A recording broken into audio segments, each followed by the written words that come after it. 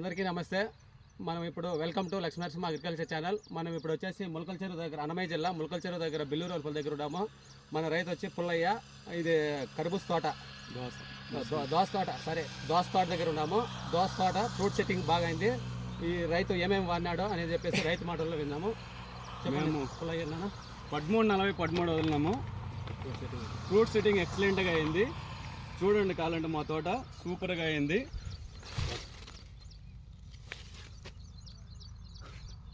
లక్ష్మి తోటకి ఎన్ని రోజులన్నా? 42 రోజులు అవుతుంది. ఫ్రూట్ సెట్టింగ్ సూపర్గా ఎక్సలెంట్గా అయింది. వలగ్రా కంపెనీ వాడండి, సూపర్గా ఎక్సలెంట్గా అవుతున్నాయి.